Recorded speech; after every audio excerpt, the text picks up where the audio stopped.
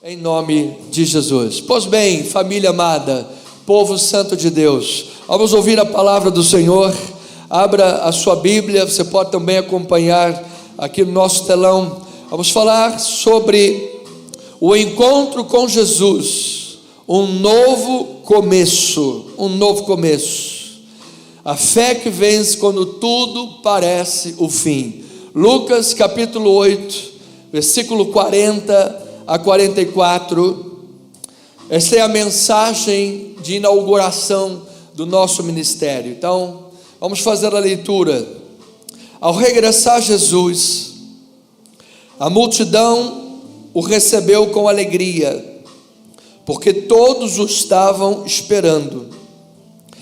E eis que veio um homem chamado Jairo, que era chefe da sinagoga, e prostrando-se aos pés de Jesus, lhe suplicou que chegasse até a sua casa, pois tinha uma filha única de uns 12 anos, que estava à morte.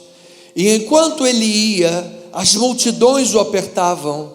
Diz que certa mulher, que havia 12 anos, vinha sofrendo de uma hemorragia, e a quem ninguém tinha podido curar, e que gastara com os médicos todos os seus haveres, veio por trás dele, lhe tocou na orla da veste, e diz o que a palavra, e logo se lhe estancou a hemorragia. Glória a Deus. Você veja que o escritor Lucas, ele está entrelaçando dois milagres, porque ele começa falando de Jairo, e de repente começa a falar de outra mulher que foi curada, para depois falar novamente da filha de Jairo.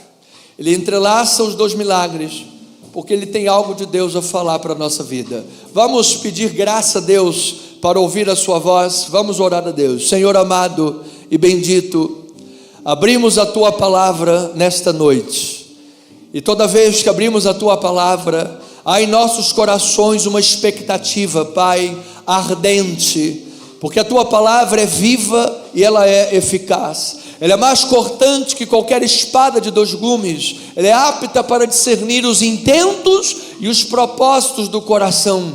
Ela nos é como um espelho que contemplamos, Pai, para ver onde precisa ser acertado na nossa imagem. Assim sendo, que esta palavra venha hoje a não apenas confortar, não apenas consolar, não apenas edificar, tudo isso, mas que também possa confrontar-nos e nos mostrar o grande projeto que Deus tem para realizar grandes obras em nossa vida.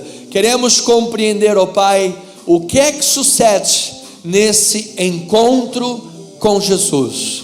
Em nome de Jesus nós oramos, e o povo de Deus diga amém e amém. Muito obrigado, santos e amados de Deus. Família espiritual, povo santo de Deus, ministros de uma nova aliança. É assim que a Bíblia chama o povo do Senhor. Amém. Nós estamos diante do texto de Lucas, perante dois perfis distintos, dois mundos diferentes, duas pessoas com uma visão de mundo diferente. De um lado vemos Jairo, que era um homem respeitado, o chefe de uma sinagoga, e do outro lado temos uma mulher com fluxo de sangue, que dentro daquela cultura judaica, o sangue era algo que contaminava, gerava impureza na vida espiritual. Portanto, aquela mulher, além de ter gastado todos os seus haveres, além de estar doente e não conseguir cura na medicina da época, ela era excluída socialmente. Então era um sofrimento psicológico, era um sofrimento emocional, era um sofrimento financeiro e era um sofrimento físico. Então nós temos absolutamente dois mundos diferentes, duas visões diferentes. Mas Jesus não é limitado por posições sociais.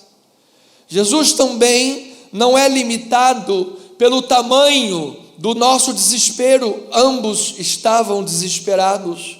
Jesus não é limitado por absolutamente nada que nós pudéssemos imaginar que ele não tivesse condições de agir. Amado, para Deus, para Jesus, nunca é tarde demais. Por que diz John Piper, uma expressão que a primeiro momento nos parece estranha? Paulo diz: a conversão de Paulo foi por sua causa. E a gente imagina, nós como cristãos evangélicos pensamos: a conversão de Paulo foi por minha causa. Isso parece uma coisa um tanto católica, apostólica, romana, mas John Piper explica: não, a conversão de Paulo foi por sua causa. Por quê? Porque Paulo aparentemente foi muito longe. Paulo era um perseguidor da igreja. Paulo consentiu na morte de Estevão. Paulo estava a caminho de Damasco para perseguir o povo, mas ainda assim houve plano de Deus para a vida daquele homem. Então eu quero lhe dizer, nunca é tarde. Deus pode agir hoje na nossa vida, amado.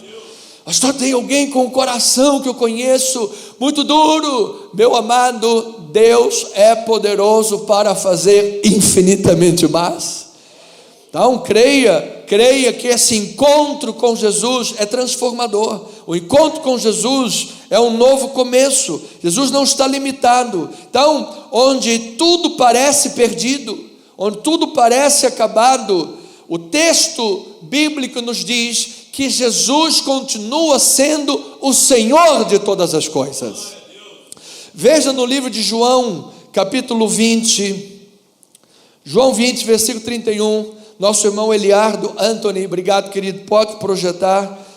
Diz a palavra: na verdade fez Jesus diante dos discípulos muitos outros sinais, e que não estão escritos neste livro. Estes, porém, foram registrados para que você creia que Jesus Cristo é o Filho de Deus, e para que crendo, diz ele, tenhais vida em seu nome.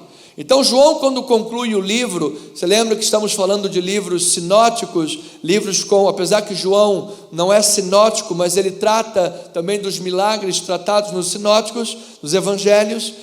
Está dizendo aqui, amado, que Jesus fez muitos sinais, Jesus fez muita maravilha.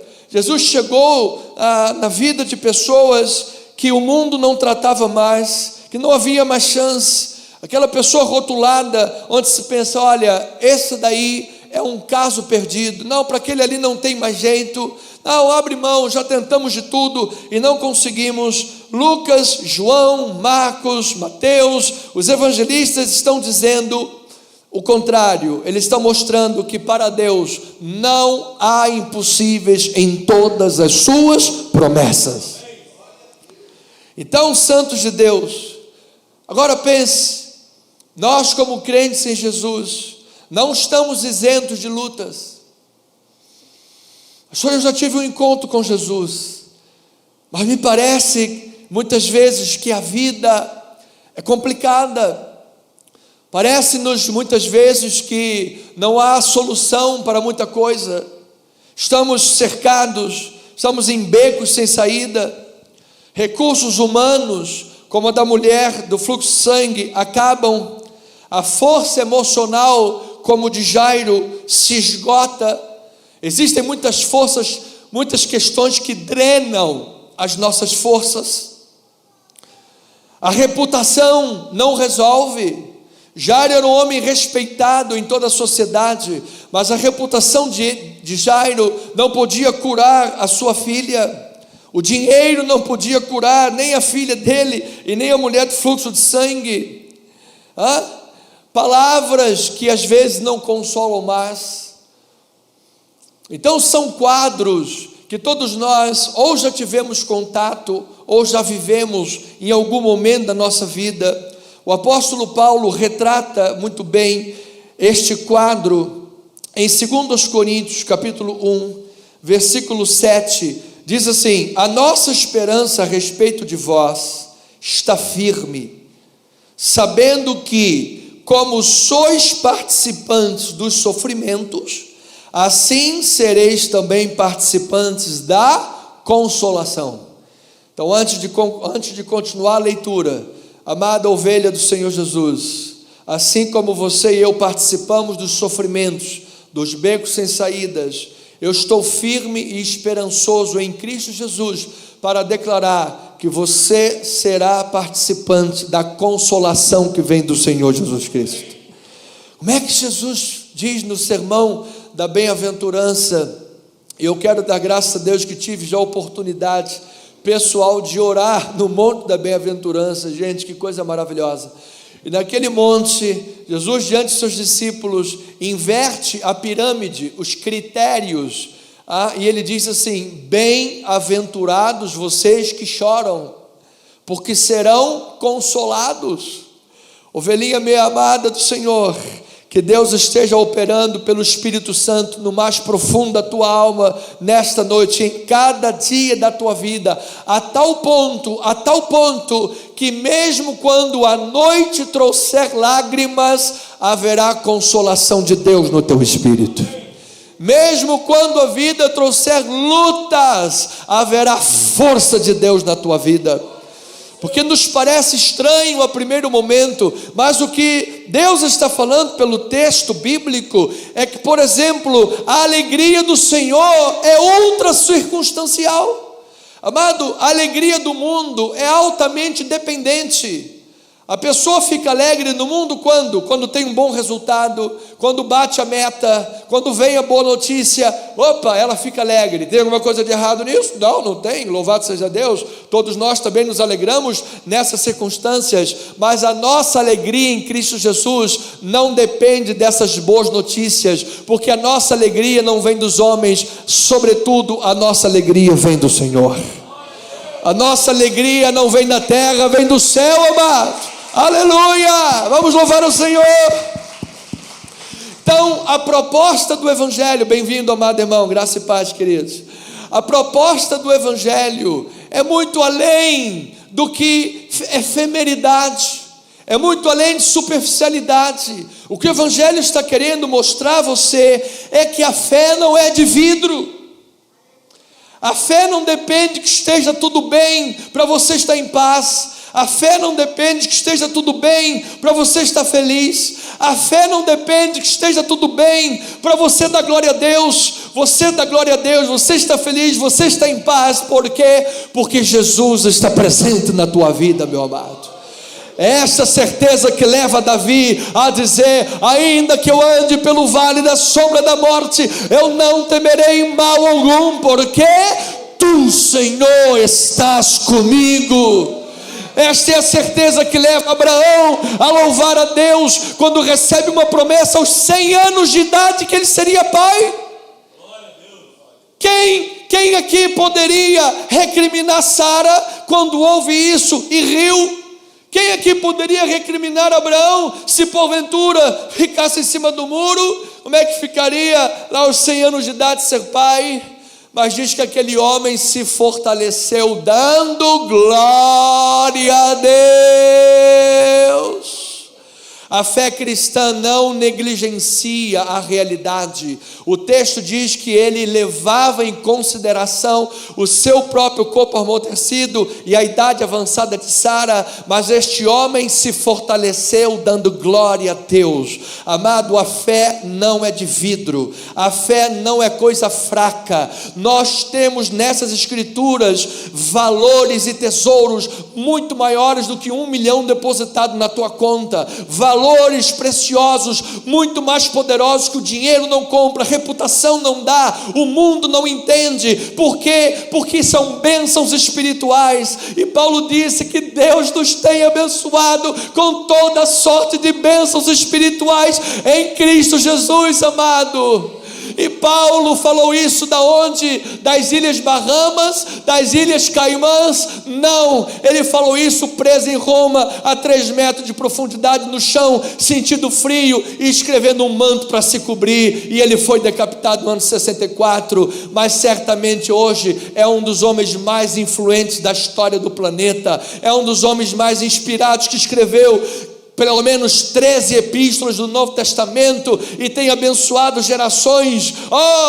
Eu quero ver qual é a prosperidade da teologia da prosperidade. Eu quero ver qual é a teologia que vai dizer que só é abençoado quem tem dinheiro, ou coisas dessa natureza. Amado, Paulo não tinha estas coisas, mas ele foi um dos homens mais abençoados dessa terra, porque ele tinha confiança no Senhor, porque ele sabia em quem ele acreditava, ele sabia o Deus que estava na vida dele. E eu quero lhe dizer, meu amado, se você estiver andando com Jesus, a tua vida já é abençoada. Você não será abençoado, você já é um abençoado em Cristo. Você não será vencedor, você já é mais do que vencedor em Cristo. Por isso Paulo disse: tudo posso naquele que me fortalece. Aleluia! Então a minha esperança a respeito de vós é que haverá consolação no dia do sofrimento, é que haverá força no dia da fraqueza. É o que Paulo está dizendo. E veja que ele escreve isso durante uma experiência pessoal. Olha o versículo 8, ele diz: porque não queremos, veja que a fé cristã não nega problemas, não queremos, irmãos amados, que ignoreis a natureza da tribulação que nos sobreveio da Ásia, porquanto foi acima das nossas forças, a ponto de desesperarmos até da própria vida, ou seja, eles acharam que iriam morrer. Contudo, já em nós mesmos tivemos a sentença de morte, para que não confiemos em nós, e sim no Deus que ressuscita os mortos. Quem confia nesse Deus aí, diga um aleluia. Aí ele diz: o qual nos livrou e livrará de tão grande morte, e em quem temos esperado que ainda continuará a livrar-nos. Amados, o nosso Deus é simplesmente maravilhoso. Não há nada melhor do que ter Jesus na sua vida, amado. Não há nada melhor do que ter um encontro com Jesus, como Jairo e a mulher tiveram. Então, o texto de Lucas, versículos 40 e 56, nós encontramos um pai desesperado, porque a filha vai morrer, e do outro lado, uma mulher anônima, carregando 12 anos de dor. E esses têm em comum o que, pastor? Por que que Lucas entrelaça o texto, mostrando os milagres, como na estilística textual, os milagres estejam intercalados, estejam entrelaçados? Por quê? Porque ambos estão nos pés do Senhor Jesus. Ambos chegam ao mesmo lugar, aos pés do Senhor Jesus. Quando tudo parecia interrompido, quando sonhos pareciam interrompidos, quando o mundo já não sabia mais como tratar, quando havia exclusão e sofrimento, eles aprenderam que Jesus continuava no controle de todas as coisas. Deus continua no controle da tua vida quando tudo parece dar errado. Deus não abandonou você quando tudo parece dar errado. Deus não está indiferente à tua dor quando tudo parece dar errado. Eles se encontraram aos pés de Jesus. Às vezes para nós o caminho parece confuso, mas não para ele. É como aquela história que a mãe estava fazendo um bordado bonito, e o filhinho estava deitado embaixo, olhando de baixo para cima, e a mãe colocava um fio de linha vermelho, outro azul e amarelo, e o filho olhava: mamãe, que coisa estranha você está fazendo aí em cima? E a mãe: calma, filhinho. E a mãe continuava lá bordando uma imagem muito bonita, e ele olhando de baixo, via um fio para lá, errado para cá, torto para lá, e quando a mãe acabou, botou sentada no colo: olha aqui meu filho, e ele viu uma imagem muito bem bordada. Amado, olhando do céu, tudo está perfeito na nossa vida. A grande questão é a visão de mundo que nós temos, é o trabalho que a visão da fé pode nos dar. Quando estamos aos pés de Jesus e aprendemos a confiar no Senhor, não precisamos ter o controle de tudo, não precisamos saber todos os passos, sequer precisamos ter todas as questões favoráveis para crer que alguma coisa vai acontecer. Se estamos aos pés de Jesus, amado, creia, a propósito de Deus, a resposta certa virá dos lábios do Senhor para a tua vida. Então, Jesus restaura completamente aqueles que o buscam com fé. Os milagres de Lucas 8 revelam o coração e o poder de Jesus. Por quê? Porque nesses milagres, Jesus não está apenas curando corpos doentes, Jesus está devolvendo a estas pessoas a dignidade que elas perderam. Jesus não está apenas indo à casa de Jairo para consolar, Jesus está indo para mostrar que Ele é o Senhor da vida e o Senhor da morte.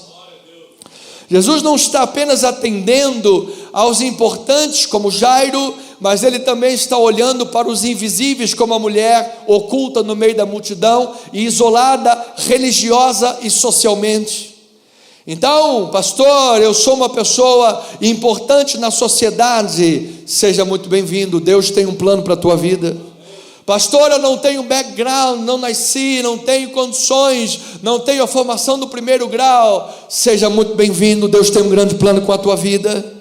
Pastor, será que Deus pode fazer na vida do invisível o que Ele faz com o grande? Amado, pela experiência bíblica, Deus costuma pegar os pequenos para fazer grandes obras.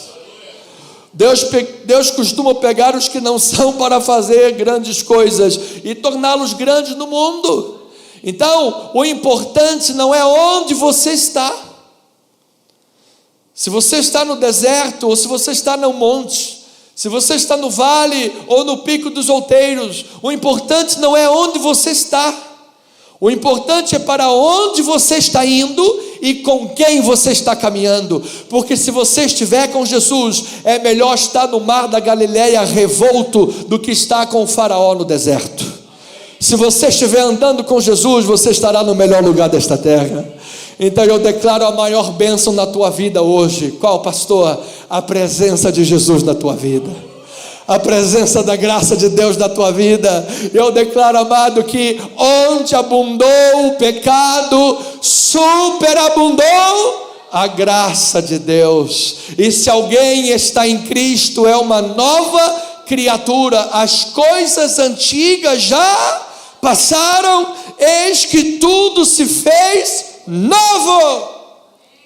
Então hoje, amado, fecha a porta que estava lá tentando afundar, botar você para baixo, essas forças que estavam lá tentando acabar com a vida daquela mulher, jogar por terra. Existem muitas forças que tentam jogar o homem por terra e drenar a sua força, mas que elas estejam no passado, porque em Cristo Jesus você é uma nova criatura. Então, ovelhinha amada, Jesus acolhe o importante e também o invisível. Tanto Jairo, prestigiado, o homem de prestígio, quanto a mulher, uma mulher invisível em sofrimento, ambos encontraram em Jesus a mesma disposição e a mesma graça. Veja em Lucas capítulo 8, vamos voltar ao texto base desta noite, versículo 45, vamos fazer a leitura. Diz assim: mas Jesus disse: quem me tocou? Como todos negassem, Pedro, com seus companheiros, disse: mestre, as multidões te apertam e te oprimem, e tu dizes: quem me tocou? Contudo, Jesus insistiu: alguém me tocou, porque senti que de mim saiu o poder. Vendo a mulher que não podia ocultar-se, aproximou-se trêmula e, prostrando-se diante dele, declarou à vista de todo o povo a causa por que lhe havia tocado e como imediatamente ela fora curada. Olha aí a recepção e a disposição de Jesus para a mulher. Então lhe disse: filha, a tua fé te salvou, vai-te em paz. Aí o texto continua, versículo 49, olha, você veja como Lucas entrelaça os milagres, ambos estão aos pés de Jesus. Falava ele ainda, quando veio uma pessoa da casa do chefe da sinagoga, dizendo: Aí agora diz para Jairo: ô rapaz, tua filha já morreu, já está morta, não incomodes mais o mestre. Mas Jesus, ouvindo isto, lhe disse: não temas, crê somente e ela será salva. Então, amado, Cristo Jesus teve a mesma disposição para ambos. Por quê, amado? Porque Cristo não mede as pessoas pela posição que elas ocupam. Cristo não mede a pessoa pelo cargo da sociedade que ela traz. Cristo não mede a pessoa pelo número da conta bancária. Cristo não mede a pessoa pelo prestígio social que ela traz consigo. Nem o muito, nem o pequeno. Não é questão de dar mais prestígio para o que não tem e desprezar o que tem. Não é essa a ideia do texto.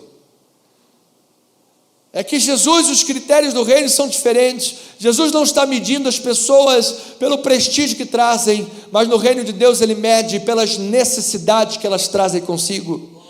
Você se lembra do grande chamado de Jesus em Mateus 11, 28? Olha a recepção de Cristo. Deus seja louvado, Pai, obrigado pela tua graça, que tu és um Deus tão maravilhoso. Ele disse: vinde a mim, todos vós que estáis cansados e sobrecarregados, e eu vos aliviarei. Tomai sobre vós o meu jugo, porque o meu jugo é suave e o meu fardo é leve. Aprendei de mim, que sou manso e humilde de coração, e vocês acharão descanso para a vossa alma.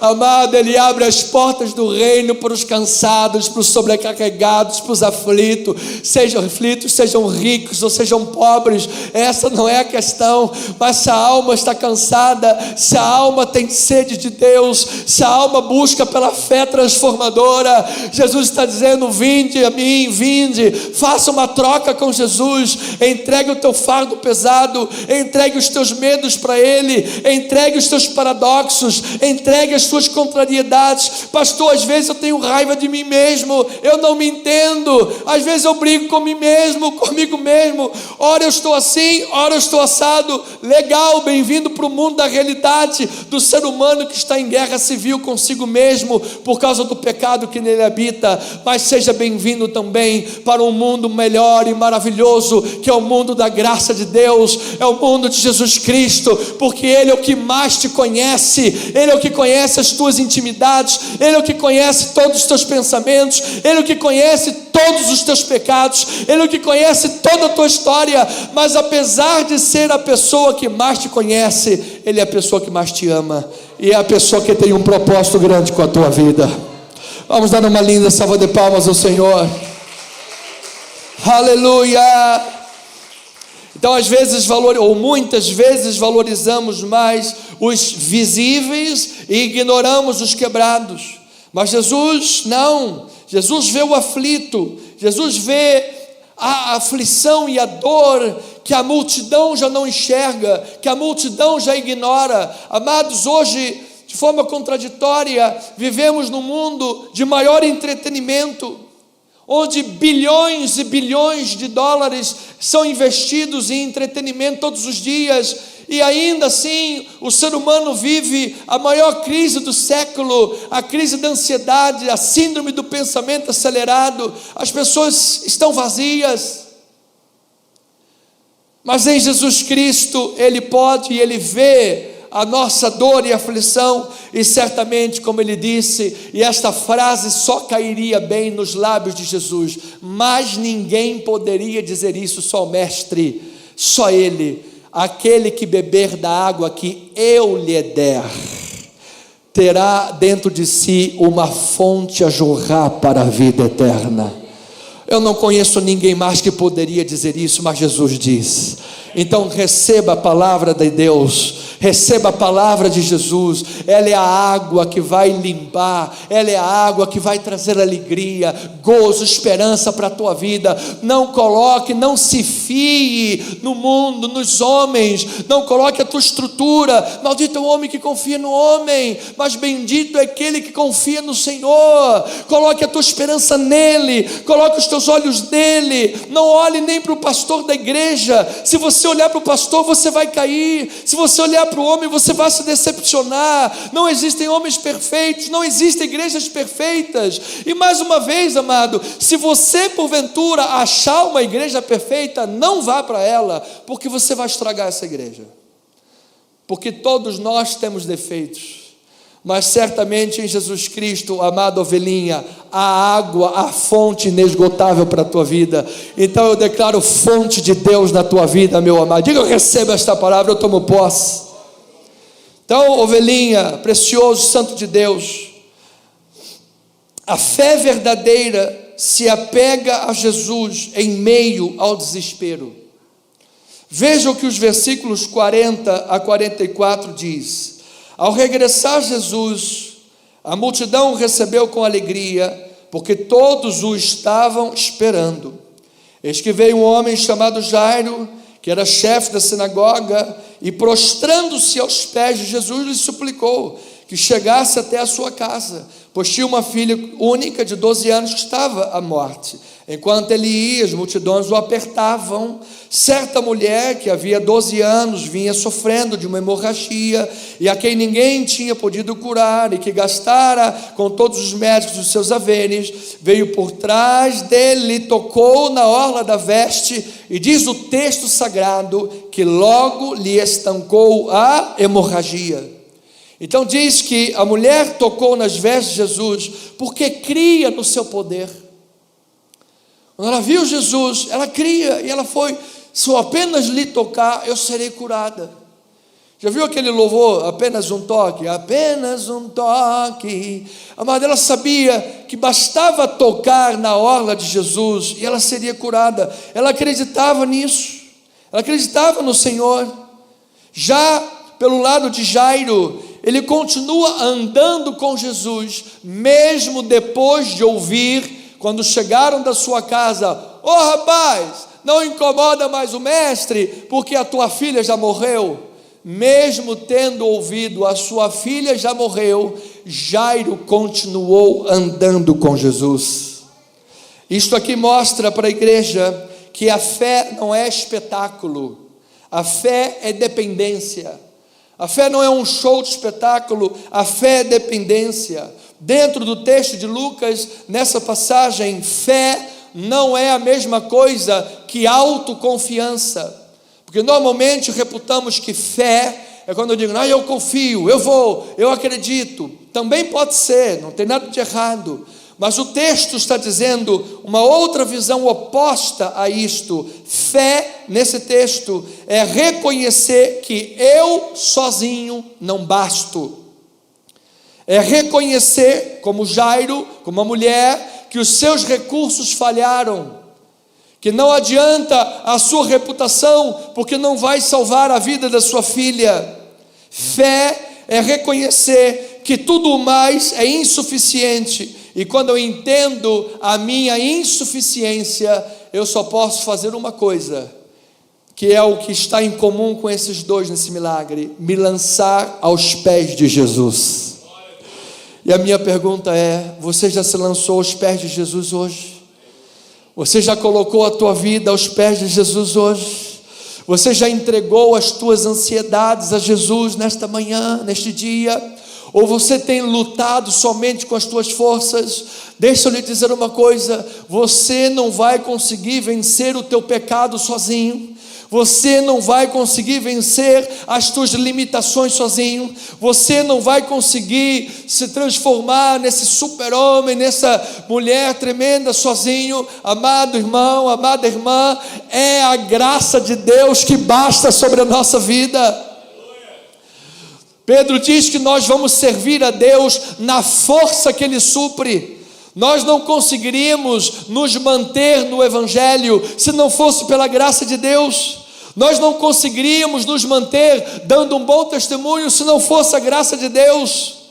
Amados, na expressão de Paulo, quando ele está lá em 1 Coríntios 15:10, fazendo referência ao ministério apostólico, ele compara o seu ministério com outros, ele diz: eu tenho consciência que tenho feito muito pelo Evangelho. E aí ele diz: todavia não eu, mas a graça de Deus comigo. Amados, são os dois lados da mesma moeda. Você pega uma moeda, e você vira, você não consegue identificar o que é o que. Você vai estar fazendo, mas será a graça de Deus com você. Você vai estar andando, mas será Deus conduzindo os teus passos. As tuas mãos estarão agindo, mas Deus vai estar conduzindo você em cada uma dessas ações. Amada ovelha, entrega a tua vida nas mãos de Jesus. Entrega os teus caminhos nas mãos do Senhor. Confia nele, e o mais Ele fará. Isto é fé nesse texto. É compreender que eu não basto. Isso vai absolutamente de encontro ao que o iluminismo vinha dizendo, as filosofias humanas que botam o homem como a medida de todas as coisas. Nós não somos a medida de nada. A medida de todas as coisas chama-se o nosso Senhor e Salvador Jesus Cristo. Quanto mais você se parecer com Ele, mais a tua vida será abençoada. Quanto mais a sua casa estiver dependente de Jesus, mais a tua casa estará sobre a rocha. Eu recebo esta palavra. Por isso Jesus disse: se você ouvir as minhas palavras e colocarem elas em prática, vocês serão homens comparados a pessoas prudentes, que edificaram a sua casa sobre a rocha. E depois que você edificou a tua casa sobre a rocha, o que aconteceu? Mar tranquilo? Vida boa? Não. Jesus disse: e caiu a chuva, transbordaram os rios e sopraram com vento contra aquela casa, mas ela não caiu, porque fora edificada sobre a rocha. Então eu recebo e declaro a nossa casa esta noite sobre a rocha que é Cristo Jesus. Você já convidou Jesus para ser o Senhor do teu casamento? Ou você quer ser o manda-chuva de todas as coisas? Você já convidou Jesus para ser o Senhor do teu trabalho? Você tem consagrado as obras das tuas mãos a Deus e feito para a glória dEle? Tudo quanto fizerdes, faça para a glória de Deus. Meu amado, a tua vida vai ganhar ressignificado. A tua vida vai ganhar um novo sentido. Eu recebo, louvado seja o nome do Senhor. Então agora note, nesses minutos importantes, ovelhinha amada, pastor, eu quero, amém, eu recebo essa palavra na minha vida, mas eu quero entender que o irmão disse aí, que Jesus opera, Jesus transforma, Jesus faz um milagre na vida daquele que tem fé. O que é essa fé? O que pode ser essa fé? Dentro desse texto, amado, nós teríamos muitas respostas, mas uma resposta básica, simples e poderosa. Dentro do texto que estamos estudando, você note que Jesus estava sendo apertado pela multidão, mas quando uma pessoa tocou Jesus com fé, dele saiu o poder. E os discípulos disseram: Senhor, todo mundo está te apertando, e o Senhor pergunta: quem te tocou? Todo mundo está tocando. E diz: não, mas alguém me tocou diferente aqui, porque de mim saiu o poder. Nós precisamos entender uma coisa, amados. Às vezes nós vivemos num contexto religioso. Às vezes nós temos até a Bíblia dentro de casa, aberta no Salmo 23 ou no Salmo 91, em cima da estante. Aleluia. Não é verdade? Às vezes até fazemos uma oração na hora de comer. Estamos acostumados com um mundo religioso que nos cerca, mas, contudo, entretanto, não criamos raízes e profundidade de uma vida com Deus. Lembra-te que o profeta Oséias disse: o meu povo está sendo destruído porque lhe falta conhecimento. Jesus fala sobre o solo, a semente plantada em solo pedregoso que não cria raízes. Amado, crie raízes com o Senhor, crie raízes na leitura bíblica. Qual foi a última vez que você leu a Bíblia completa? Você já fez algum plano de leitura completo? Qual foi a última vez que você pegou um texto para meditar na palavra, ler e pedir orientação ao Senhor? Então nós precisamos criar raízes com o Senhor, viver uma vida em Cristo Jesus. Por quê? Porque não basta estar acostumado ou servir a Deus no automático. Às vezes nos preocupamos em servir no automático, mas antes do teu serviço, Deus quer o teu coração, amada ovelha. Antes da tua oferta aqui na igreja, pastor, eu vou aqui dar uma oferta nessa igreja, vou pagar um programa de rádio nessa igreja. Calma, não faz isso agora. Antes da tua oferta, como é que está a tua vida diante de Deus? Porque antes de Deus, pode ser que eu como homem aceite a tua oferta, mas se eu aceitar não vai adiantar nada, porque eu não sou ninguém. Eu sou apenas um ser humano como qualquer outro. Quem tem que aceitar a tua oferta é o Senhor Jesus Cristo. Mas antes de aceitar a tua oferta, Ele tem que aceitar o ofertante. É por isso que Ele rejeitou a oferta de Caim e aceitou a oferta de Abel, porque antes de aceitar a oferta de Abel, Ele aceitou o próprio Abel. E meu amado, ovelhinha amada, Deus não quer perfeição na tua vida, Ele só quer que você o toque com fé, que o teu coração seja dele nesta hora. Entrega o teu coração ao Senhor Jesus, receba Jesus no íntimo do teu ser, confia no Senhor de todo o teu coração. Às vezes nós confiamos em Jesus da mesma forma que a mãe que tem um recém-nascido entrega a criança às vezes para o outro irmãozinho adolescente. Entregou o recém-nascido para o adolescente, mas fica desconfiada. Será que ele está segurando direito? E vai toda hora lá ver. Será que ele está segurando direito? E vai toda hora lá ver. E às vezes nós estamos entregando para Jesus, mas estamos desconfiados. Amado, você já confiou no Senhor para entrar na paz de Deus que excede todo o teu entendimento, amado. Amado, só Deus pode dar isso para você nesta noite. Só Deus pode dar para o teu coração a paz que excede todo o entendimento. Só Deus pode responder aos anseios da tua alma. A reputação não vai te dar isso. E tanto buscamos a glória de uma boa reputação. O dinheiro também não vai te dar isso, amado. A fama não vai te dar isso, ovelhinha amada. Mas há um nome, há um encontro aos pés de uma pessoa que você pode ter tudo isso e muito mais na sua vida. Este é aquele que ao terceiro dia venceu a morte, cujo nome é acima de todo nome. E se você andar com Jesus como Jairo andou, mesmo depois de ouvir que a sua filha estava morta, ele disse: a minha filha morreu, a minha filha de 12 anos está morta, ela morreu, mas eu vou continuar andando com Jesus, porque eu sei em quem eu tenho crido. Eu sei em quem eu tenho crido. É a Ele que eu amo, é a Ele que eu glorifico, é a Ele que eu adoro. Ele é a solução da minha vida. Porque não há nenhum outro caminho, não há nenhuma outra verdade, não há nenhuma outra palavra. Senhor, para onde nós iremos se só Tu tens as palavras da vida eterna? Então, amado, Deus não quer fé com espetáculo. Deus quer uma fé dependente, que você reconheça que sem Jesus não dá, que sem Jesus a vida é insuficiente, sem Jesus não haverá nada que poderá preencher a glória que nós tanto buscamos. Somente a glória de Deus na tua vida. Não serão milagres externos. O povo de Israel viu o mar vermelho aberto e depois do mar estava murmurando. Deus enviava maná todos os dias e estava reclamando porque queria carne e voltar para o Egito por causa dos pepinos e cebolas. Milagres externos não podem converter o interior do coração. E às vezes nós dizemos: Senhor, se o Senhor fizer só um milagrinho, eu vou acreditar na tua pessoa, eu vou acreditar, eu vou ter mais fé. Meu amado, milagres externos não vão transformar a tua vida. Mas se esta noite, quando você for dormir, você se colocar diante do Senhor Jesus e dizer: Pai, me perdoa a minha ignorância.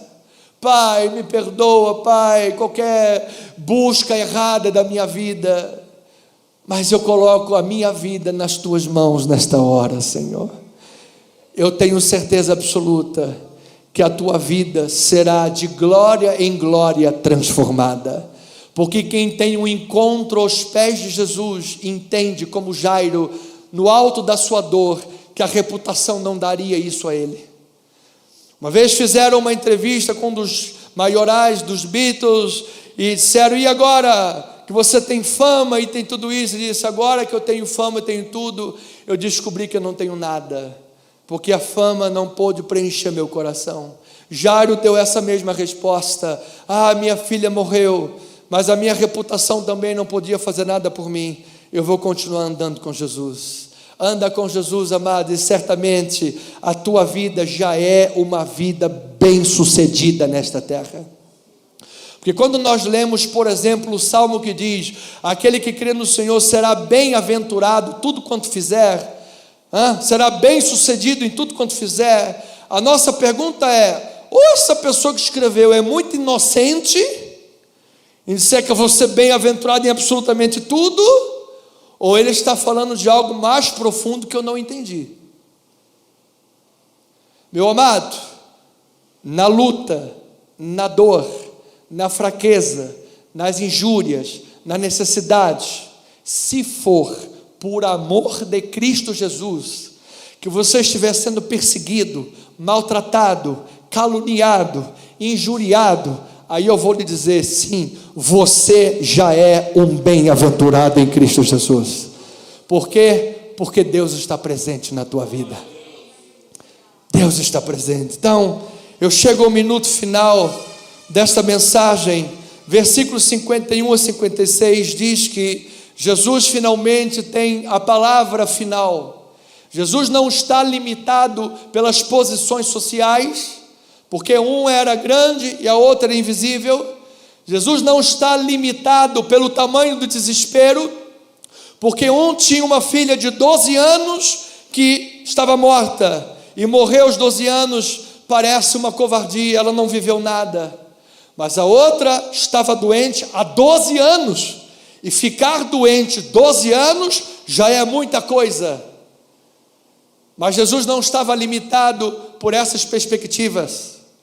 Mas a filha de Jairo morreu. Dentro do texto, vamos ler que Jesus ressuscitou essa menina. Mas eu quero lhe dizer que muito mais do que aquela ressurreição, porque a filha de Jairo um dia de novo veio a morrer. Jesus venceu a morte. E se você crê em Jesus, todo aquele que crê em Jesus vencerá a morte também para todo sempre. Nada pode limitar o poder de Jesus na tua vida. Então, finalmente, os versículos 51 a 56 de Lucas capítulo 8 diz: tendo chegado a casa, a ninguém permitiu que entrasse com ele, senão Pedro, João, Tiago, e bem assim o pai e a mãe da menina. E todos choravam e pranteavam, mas ele disse: não choreis, ela não está morta, mas dorme. E riam-se dele, porque sabiam que ela estava morta. Entretanto ele, tomando-a pela mão, disse-lhe em voz alta: menina, levanta-te.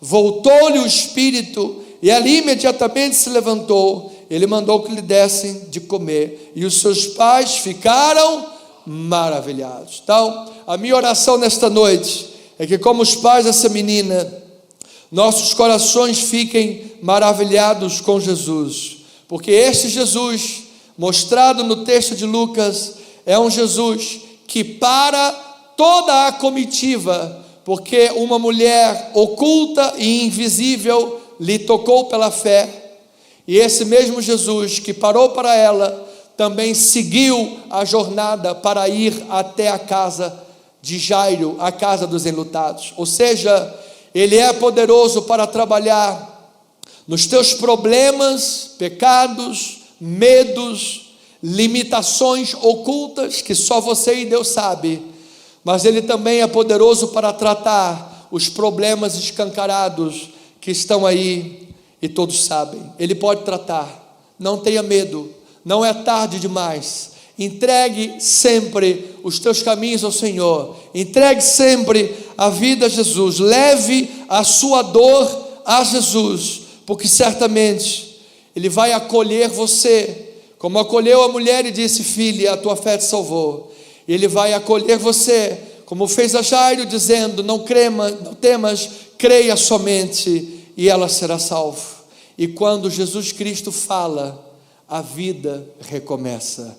Que seja a voz de Deus o começo da tua vida, que seja a voz de Deus que você esteja ouvindo nesta noite, e amanhã, segunda-feira, baseado na voz de Deus, você tem uma nova atitude, uma atitude daqueles que dizem: espera aí, eu não quero viver como a multidão, apenas apertando num mundo religioso. Eu quero tocar em Jesus.